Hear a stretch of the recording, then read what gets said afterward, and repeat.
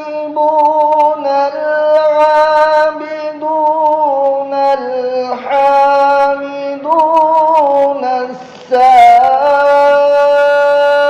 السائحون الراكعون الساجدون الآمرون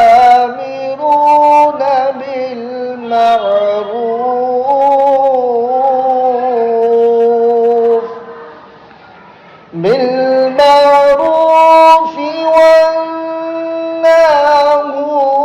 عن المنكر